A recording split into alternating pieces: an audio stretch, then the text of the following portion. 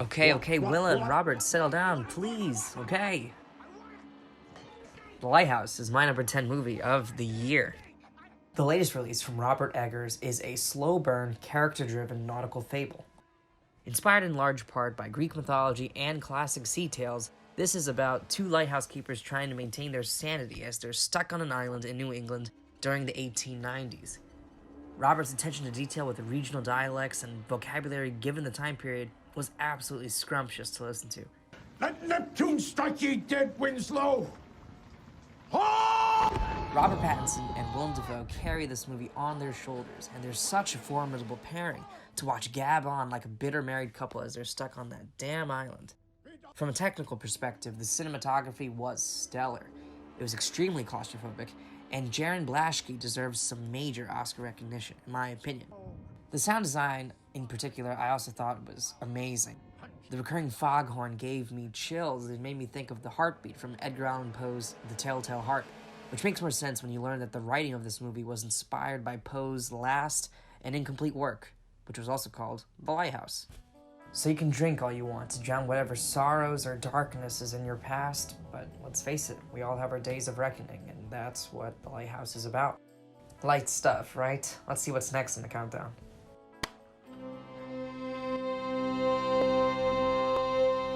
In keeping with this sense of unease is perhaps probably my most uncomfortable movie theater experience of 2019, and that is Ari Aster's nightmare, Midsommar.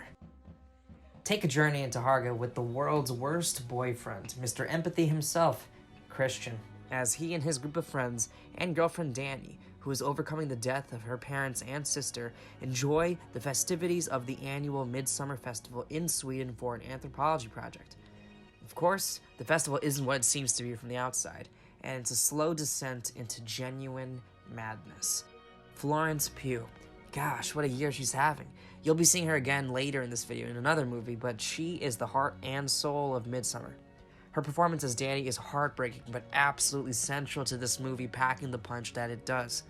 Grief is difficult to absolutely nail, and I believe that Ari Aster did in fact hit the nail on the head with this movie. To cite one of my favorite comments on Reddit, "Hey Ari, you okay?" I didn't even discuss how disturbing this movie is, especially with the very strange traditions that they do in Harga in this movie. If you're squeamish, this movie is absolutely not for you. I'd say The Lighthouse and Midsommar aren't the most accessible movies for all, but I definitely recommend it if you're craving a movie that tackles serious themes and have beautiful cinematography. Let's move on to something lighter now, shall we?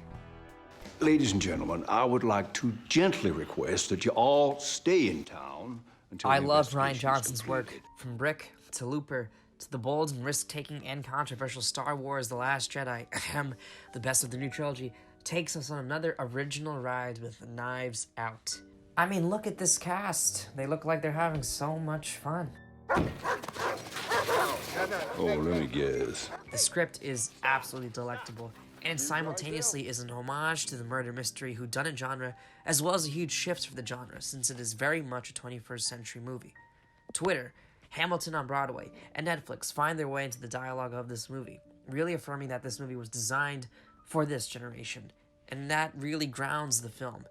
But it also creates some interesting twists that wouldn't have been expected in, say, an Agatha Christie murder mystery. Bless Ana de Armas and Daniel Craig. Their Golden Globe nominations were immensely deserved. Of the movies in my top 10, I'd say that this one is the most accessible for the whole family to watch, perhaps young teens and older. Well, I'll tell you what I know. That's the dumbest fucking bet I ever heard of.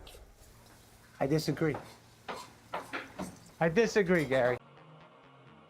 Look at that, a critically acclaimed Adam Sandler movie. You don't see that every day. And my gosh, was he incredible as the disgusting, gambling-addicted, euphoria-addicted Howard Ratner. We follow Howard throughout the movie as he dodges repaying his debts in order to satiate his sports gambling addiction. He meets Kevin Garnett one day at a store, and the two of them ride this quote-unquote feeling that they have after Howard receives a precious black opal from Ethiopia. Hysteria ensues. This is a gripping, frenetic, and insane film that is a wonderful follow-up to the manic odyssey that is Good Time. The Safdie brothers really just love giving their audiences anxiety for 2+ hours, don't they? The camera work was so tight. Close-ups on close-ups on close-ups, baby. The spaces they shot in were incredibly small, whether it be Howard's shop, the rows at a high school auditorium, or even at a club where The Weeknd's playing. This movie screams 2012, which really wasn't that long ago, but it's crazy to see how far we've come since then in things like social media. Major applause and kudos to the score, which really heightens the tension throughout. I love the movie's use of this pulsating electronic soundtrack. It really propels the emotion of this movie. This is me. This is how I win. You people, am I beneath you? Definitely. And that's just one of the legends featured in this knockout of a movie. Al Pacino in The Irishman. What a treat that in 2019 we get a legendary, epic gangster film from Martin Scorsese, Robert De Niro, Al Pacino, and Joe Pesci. You know, it's a crime that the four of them have never made a film together before, but better late than never. It is poignant and moving. With the film mostly told through flashback, you really get a sense of how Frank Sheeran, De Niro, feels about the life he's lived. It's about the power, the bravado, and the regret. Oh God, the regret. And that's what cements this movie to me as another Scorsese masterpiece. The maturity and contemplation and reflection of the mob life was quite moving, and also quite sad. What's the point of it all when you alienate almost everyone you love from your life? My favorite performance personally was from Joe Pesci. His restraint and control while being so intensely powerful is so unlike his previous roles, but he absolutely kills it. It's long, that's for sure, but I think because of that amazing third act that it's all worth it. And who are we to tell one of the greatest filmmakers ever, hey bud, can you hurry this up? Enjoy it. Top 5, let's do this. 今天人多齐呀，好久没这么聚了，奶奶就等着这一天呐。 At number 5, we have Lulu Wang's amazing and personal The Farewell. This past summer, I came back from a sort of farewell myself, but instead of mainland China, it was the Philippines, where a lot of my extended family is from. The timing of this movie's national release with my experience was such a coincidence and a huge help with coming to terms with my own personal life. Isn't that great, what the power of movies can be? I saw a lot of myself in Billy, who was played wonderfully by Awkwafina, and shout out to Homegirl for being the first woman of Asian descent to win for Best Actress Comedy Musical at the Golden Globes. Man, I'm so proud. If you're able to, give a loved one a hug and remind them that you love them. If your grandparents are still alive and kicking, I implore you to do the same. So I thought this movie was pretty much perfect, and it somehow is only number 5. You're being so much like your father.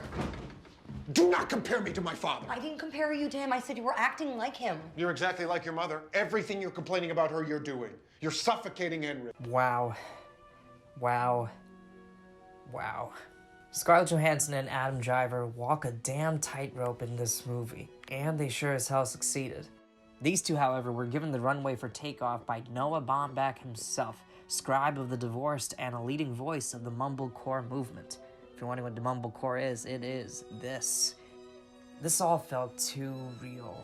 You know, as they say, life imitates art, but in the case of Marriage Story, art is truly imitating life, as Noah Baumbach himself has gone through a divorce. Now he's currently with Greta Gerwig, and you know, I may be biased, but they're probably one of my favorite Hollywood power couples at the moment. It helps that they both make incredible movies. Haven't seen Greta Gerwig on this list yet. There's a certain touch in this movie that's really hard to articulate. I guess you really have to have this sort of feeling, this feeling that's similar to what Howard feels in Uncut Gems. It's intense at times, it's very emotional at times, but it's also quite funny at times. You're going through the ringer of emotion, and that's what Marriage Story is. Top 3, top 3, top 3, top 3, top 3. Je ne voulais pas vous blesser. Vous ne m'avez pas blessé. Si, je le vois. Quand vous êtes ému, vous faites comme ça avec votre main. Vraiment. Oui. Portrait de la jeune fille en feu. Portrait de la jeune fille en feu. Portrait de la jeune fille en feu. Portrait de la jeune fille en feu. Portrait de la jeune fille en... whatever. Portrait of a Lady on Fire. This movie is about two women, Heloise and Marianne. Marianne is a painter, and she's tasked with painting a wedding portrait for Heloise before her wedding. Her fiancé and future husband demands a portrait be done. but she has not complied with any of the previous male painters that have tried to get her to pose. It is subtle, romantic, sensitive, and heartbreaking, or heart-filling, depending on the perspective that you're viewing this movie from. The chemistry developed between the two leads, Noémie Merlant and Adèle Haenel, I think I did a decent enough job with the pronunciation, has to be seen to be believed. If I may, I'd even infer that maybe there was something there, even if just for a moment, like the characters that they each played. Both were absolutely incredible, with performances that were nuanced as well as extremely passionate. Or maybe they didn't. Maybe they weren't in love. They were just two amazing actresses, but they really had me fooled. This movie itself was framed like a painting and is my personal pick for Best Cinematography at the Oscars. There's one specific shot involving a mirror where for a second I forgot that they were even using a camera to shoot this movie. Genuinely, I thought I was looking at a painting, and I mean that in the most complimentary way possible. Really wish the Oscars didn't have this hokey rule that only one film per country could be submitted for consideration. The fact that this movie wasn't even submitted is almost like the antithesis of what this movie is trying to say. You know, this movie is inspired by and created by, essentially, the amazing female artists of the 18th century, but you probably don't know their names because they just haven't really been written down as much. Quelling this movie from being considered for Best International Film at the 2020 Oscars is sort of like that, and it's kind of sad. Well, at least it was nominated for a Golden Globe, though. Woo, HFPA. Number two. I just feel like women, they have minds and they have souls as well as just hearts, and they've got ambition and they've got talent as well as just beauty. And I'm so sick of people saying that love is just all a woman is fit for. I'm so sick of it. Riding that feminine energy from 3 to 2 is Greta Gerwig's amazing adaptation of Louisa May Alcott's Little Women. This movie's about Jo, Amy, Meg, and Beth March and their coming of age in America after the Civil War, especially during a time when women didn't have much power or control over their futures. Coming from someone who hasn't seen any of the earlier adaptations or even read the book, I found this movie to be amazing, nothing short of stellar. I laughed, I cried, I laughed, I cried some more. I was immensely moved by Greta Gerwig's maternal and personal touch with this film.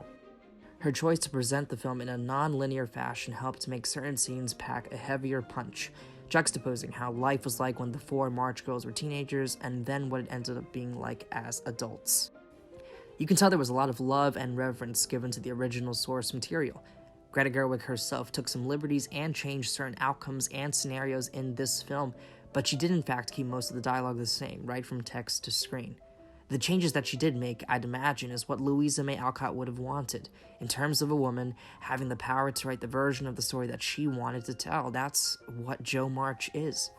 Well, I believe we have some power over who we love. It isn't something that just happens to a person. I think the poets might disagree. I said earlier that Florence Pugh is having a hell of a year. Well, here she is. In a movie with such a stellar cast, she still finds a way to stand out, and stand tall when compared to her fellow castmates. She made Amy March one of my favorite characters, and that is apparently quite a weird thing to say, especially when in earlier versions, Amy has been portrayed more as a villain type. Florence gave Amy a lot of empathetic qualities, and really just made her a more developed character. You know, that's partially on Florence, but it's also on Greta Gerwig for fleshing this character out. I haven't even mentioned Saoirse Ronan yet, but she can literally do no wrong. Specifically, I want Saoirse, Greta, and Timothée Chalamet to continue making movies every few years. Coming-of-age films specifically. I don't even care if Timothée Chalamet is 65 years old. He can still come of age at 65 years old. Greta Gerwig, as long as she's behind the camera, it'll be good. Number one, and come on, if you knew me, you knew it had to be. 잠깐. 제시카 외동딸 일리노이 시카고 과선배는 김치모 그는 이사촌. Ding dong. Yes, it's Parasite. Not only was it the #1 movie of the year for me, but it's also the #1 movie of the decade for me.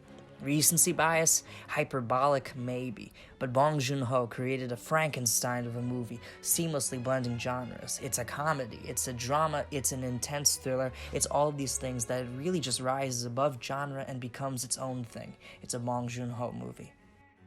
I've already seen it 3 times. I sort of made it a mission to show it to as many people as I could.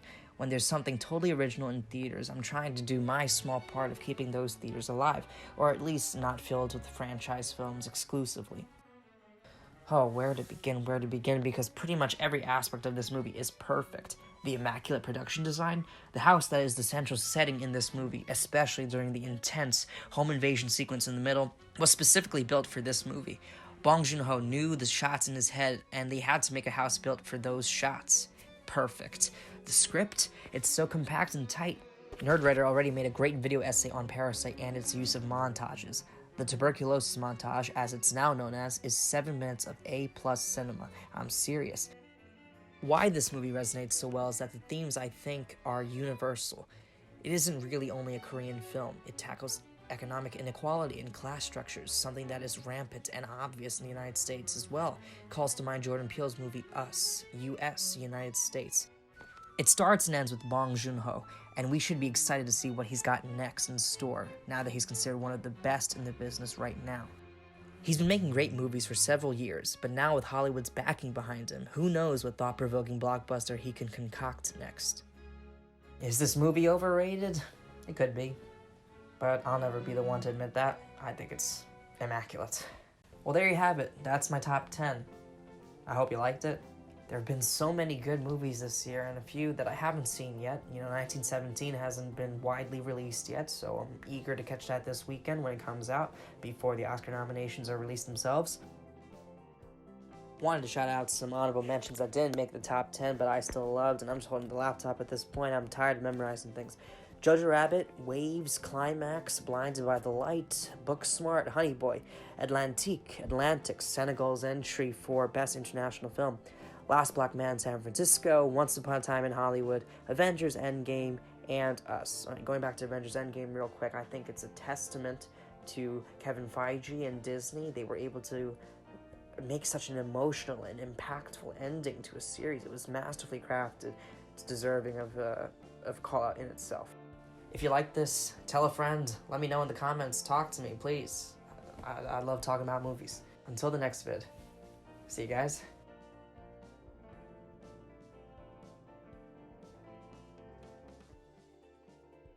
Riding that feminine... If you're able to, I implore you to give your... Oh, shit.